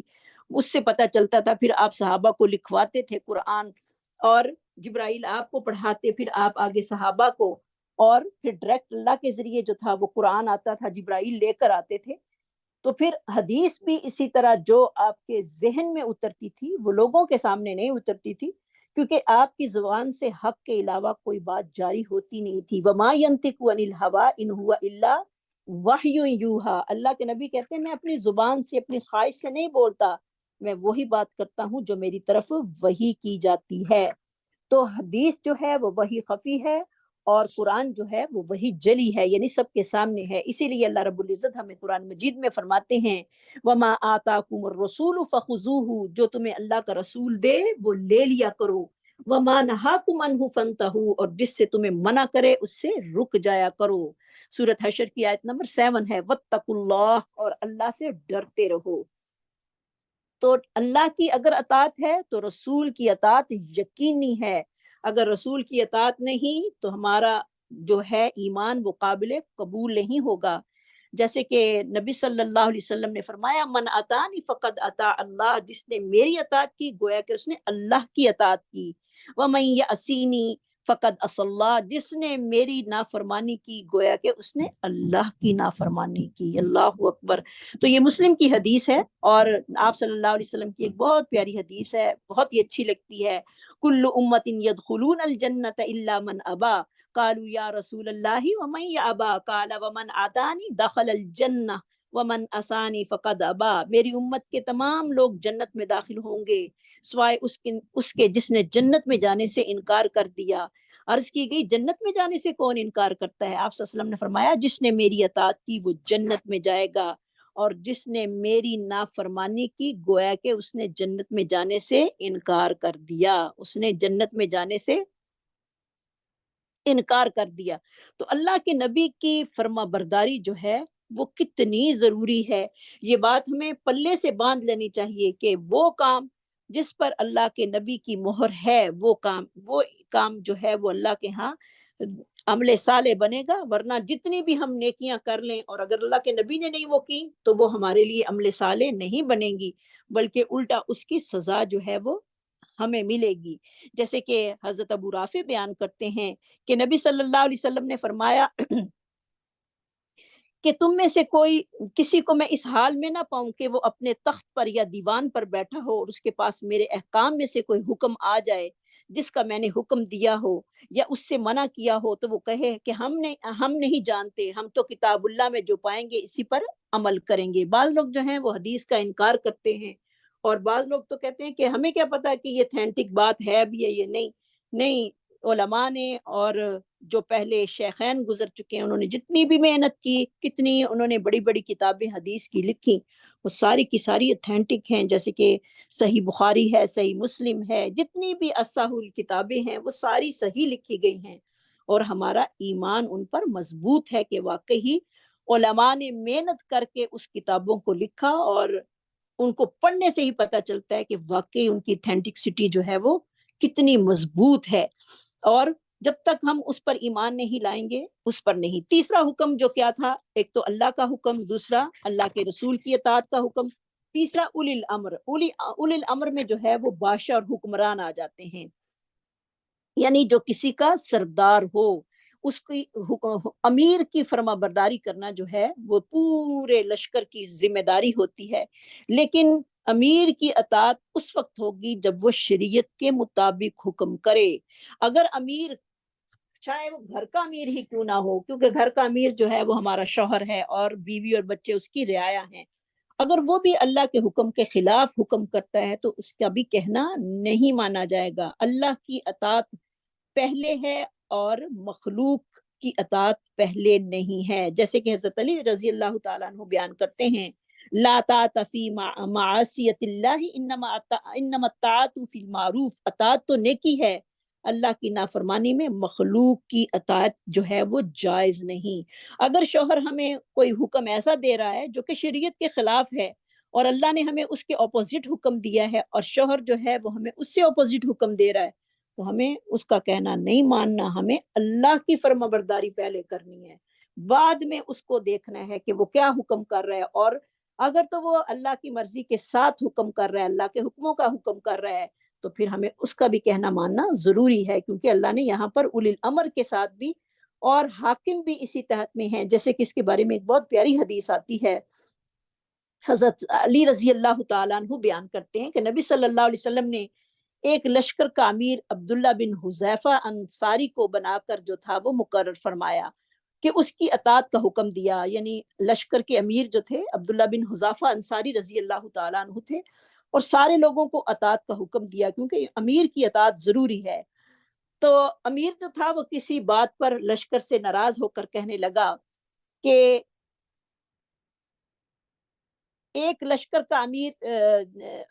ہو کر کہنے لگا، تمہیں رسول اللہ صلی اللہ علیہ وسلم نے میری اطاعت کا حکم نہیں دیا تھا؟ یعنی آپ صلی اللہ علیہ وسلم نے تو کہا تھا کہ میری اطاعت کرنی ہے، اور میں اب جو تمہیں کہوں گا وہ تم لوگوں نے کرنا ہے۔ انہوں نے کہا کیوں نہیں؟ امیر نے کہا لکڑیاں جمع کر کے لاؤ۔ سارے لوگ جو صحابہ تھے وہ لکڑیاں جمع کر کے لائے اور کہا اس کو جلاؤ، انہوں نے جلائیں، کہا اس میں کود جاؤ، انہوں نے لکڑیاں جمع کر کے آگ جلائی اور آگ میں کودنے کے لیے ایک دوسرے کی طرف دیکھنے لگے۔ ان میں سے کسی ایک نے کہا ہم نے تو رسول اللہ صلی اللہ علیہ وسلم کی اطاعت آگ سے بچنے کے لیے تو کی تھی، یعنی اب آپ کہہ رہے ہیں کہ آگ میں کود جائیں، اور ہم آپ صلی اللہ علیہ وسلم کی اطاعت کر کے بھی آگ میں داخل ہوں گے تو پھر ہمیں نبی صلی اللہ علیہ وسلم کی اطاعت کا کیا فائدہ؟ انہوں نے یہ کہہ کر آگ میں داخل ہونے سے صحابہ نے انکار کر دیا، کیونکہ امیر کو غصہ تھا، اس نے کہا کہ چلو کودو آگ میں۔ انہوں نے کہا نہیں ہم نہیں کودیں گے، کیونکہ اس آگ سے بچنے کے لیے تو ہم آپ صلی اللہ علیہ وسلم کے ساتھ ہوئے ہیں۔ جب یہ معاملہ عدالت نبوی میں پیش ہوا تو آپ صلی اللہ علیہ وسلم نے فرمایا اگر یہ آگ میں داخل ہو جاتے تو کبھی بھی اس سے نہ نکلتے۔ امیر کی اطاعت تو اچھے کاموں میں ہے، برے کاموں میں امیر کی اطاعت بھی لازم نہیں ہے۔ تو اس لیے امیر بھی اس چیز کا اپنی رعایا کو حکم دے جو اللہ کی شریعت کے مطابق ہے، اور اگر لوگ اس کی اطاعت نہ کریں تو وہ ان کو سزا بھی دے سکتا ہے، جیسے کہ حضرت عمر رضی اللہ تعالیٰ عنہ جو تھے وہ اللہ کے حکموں کی نافرمانی کرنے والوں کو کتنی سزائیں دیا کرتے تھے۔ تو یہاں سے امیر کی اطاعت کا جو ہے وہ پتہ چلتا ہے کہ امیر کسی بھی گروہ کا کوئی امیر ہو، اس کی اطاعت جو ہے وہ ہم پر کرنا بہت ہی ضروری اور بلکہ لازمی ہے۔ آگے جو چوتھا حکم تھا فَإِن تَنَازَعْتُمْ فِي شَيْءٍ فَرُدُّوهُ إِلَى اللَّهِ وَرَسُولِهِ، اور اگر تمہارا جھگڑا ہو جائے کسی بات میں تو اس کا فیصلہ لے جاؤ اللہ اور اس کے رسول کی طرف۔ یعنی اللہ اور رسول کی طرف کا مطلب کیا ہے کہ اس کا فیصلہ قرآن و حدیث سے دیکھو، کیونکہ اب اللہ کے نبی تو موجود نہیں ہیں کہ ہم ان کی طرف جائیں اور اپنے مسئلے کا حل جو ہے وہ تلاش کر کے لائیں، نہیں، ہم قرآن و حدیث کا مطالعہ کریں گے اور پھر اس کے مطابق اپنے مسئلے کو ڈھونڈیں گے۔ ذالک خیر و احسن تعویلا، یہ بہت ہی اچھا اور انجام کے لحاظ سے جو ہے وہ بہت اچھا ہے، یہ اچھا اور بہت اچھا ہے انجام کے لحاظ سے۔ تعویل کا روٹ ہوگا حمزہ واو لام، یعنی اختلافات کو اللہ اور اس کے رسول صلی اللہ علیہ وسلم کی طرف لٹا کر مسئلے کا حل تلاش کرنا، فریقین کے لیے دنیاوی اور اخروی کامیابی کے لیے بہت ہی اچھا ہے۔ تو اس لیے انسان کو جب بھی کوئی اختلافات کسی میں ہوں، اس کا حل ہمیں قرآن و حدیث میں جو ہے وہ ڈھونڈنا ہے۔ جیسے کہ جب کوئی اپنا حل قرآن و حدیث سے لیتا ہے اور وہ حاکم جو کہ اللہ اور اس کے رسول کی فرما برداری کرنے والا ہوتا ہے، تو اللہ تعالیٰ اپنے فضل و کرم سے اس کا رعب دشمن کے دل میں پیدا کر دیتا ہے، اسے محافظ یا پہرے دار کی جو ہے وہ ضرورت نہیں رہتی۔ اس کے بارے میں حضرت عمر رضی اللہ تعالیٰ عنہ کی ایک عادت کا پتہ چلتا ہے جو کہ بہت ہی پیاری لگی، اور آج کے امیروں کو بھی دیکھ لیں اور اس دور کے امیر المومنین کا بھی ہم جائزہ لے لیں جو کہ ایمان والے تھے۔ حضرت عمر فاروق رضی اللہ تعالیٰ عنہ کیونکہ حکمرانی کی انہوں نے 10 سال تک وہ حاکم رہے، اور کتنی پیاری حکومت کی، کتنا عدل و انصاف تھا ان کی حکومت میں، کیونکہ انہوں نے اللہ اور اس کے رسول کی اطاعت کو آگے رکھا، اور جو بھی کوئی فیصلہ ایسا ہوتا تھا اللہ اور اس کے رسول کی کتاب میں ڈھونڈتے تھے، کیونکہ اس وقت تو صحابہ ابھی زندہ تھے الحمدللہ، اور صحابہ کے پاس علم بھی تھا، نالج تھا، ہر چیز تھی۔ تو ان کے مطلب کہ رہنے کا انداز ایک بادشاہ کا جب وہ اللہ اور اس کے رسول کی اطاعت میں آ جاتا ہے تو دشمنوں پر بھی اس کا رعب جو ہے وہ طاری ہو جاتا ہے۔ پھر اس کے لیے اس کو اپنے لیے کوئی باڈی گارڈ رکھنے کی بھی ضرورت پیش نہیں آتی، جیسے کہ ایک شاہ روم کا نمائندہ حضرت امیر المومنین حضرت عمر فاروق کے لیے کچھ تحفے لے کر مدینہ منورہ آیا، لوگوں سے امیر المومنین کا گھر پوچھتے ہوئے آپ رضی اللہ تعالیٰ عنہ کے گھر آیا، تو ایک چھوٹے اور پرانے سے گھر کو دیکھ کر پریشان ہو گیا، کیونکہ وہ شاہ روم کا سے آیا تھا اور اس کا نمائندہ تھا وہ، اس کے ذہن میں اپنے حکمرانوں جیسے بڑے بڑے محلات کا تصور تھا۔ دریافت کرنے پر معلوم ہوا کہ امیر المومنین جو ہیں وہ گھر پر موجود نہیں، کسی کام کی غرض سے بازار جو ہیں وہ تشریف لے گئے ہیں۔ جب وہ آپ رضی اللہ تعالیٰ عنہ کی تلاش میں نکلا تو امیر المومنین دیوار کے ایک سائے میں ایک پتھر کا تکیہ بنا کر آرام کرتے ہوئے پا کر کہنے لگا عدلتا و امنتا فنمتا حیث شئتا، اے عمر تو عدل کی بنا پر دشمنوں سے محفوظ ہو کر بے خوف و خطر گہری نیند سو رہا ہے۔ تو حضرت عمر فاروق رضی اللہ تعالیٰ عنہ فرماتے ہیں اختلافات کے وقت کتاب و سنت کی طرف رجوع کرنا باطل پر اصرار کرنے سے بہتر ہے۔ تو باہمی تنازعات جب ہو جائیں، جب کسی چیز کا فیصلہ نہ ملے تو کتاب و سنت کی طرف ہی رجوع کرنا چاہیے، اور کیونکہ ہمیشہ وہی انسان رجوع کرتا ہے جس کا اللہ اور آخرت پر پختہ یقین ہوتا ہے۔ آج ہمارے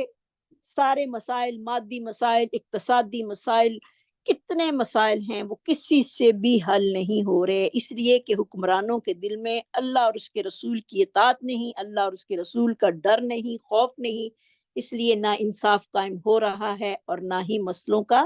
کوئی حل نکل رہا ہے۔ اللہ تعالیٰ سے دعا ہے کہ اللہ تعالیٰ ہمارے ملک کو ترقی نصیب فرمائے اور اس کے تمام مسائل کو کر دے، اور ایک نیک حکمران جو ہے وہ ہمارے مسلمانوں کو، ہم کو اللہ تعالیٰ نصیب فرما دے۔ وآخر دعوانا ان الحمد للہ رب العالمین، سبحان ربک رب العزت عما یصفون والسلام علی المرسلین والحمد للہ رب العالمین۔ سبحانک اللہم وبحمدک نشہد ان لا الہ الا انت نستغفرک ونتوب الیک۔ ربنا لا تؤاخذنا ان نسینا او اخطأنا ربنا ولا تحمل علينا اسرا كما حملته على الذين من قبلنا ربنا ولا تحملنا ما لا طاقة لنا به واعف عنا واغفر لنا وارحمنا انت مولانا فانصرنا على القوم الكافرين آمین برحمتک یا ارحم الراحمین۔ یا اللہ اس قرآن کو ہمارے دل کی بہار بنا دے، اللہ اس کو ہمارے لیے حجت بنا دینا، اللہ ہمیں اس کا ساتھ قبر میں حشر میں نصیب فرمانا، اللہ ہمارا خاتمہ بالخیر فرمانا، آمین۔ السلام علیکم ورحمۃ اللہ وبرکاتہ۔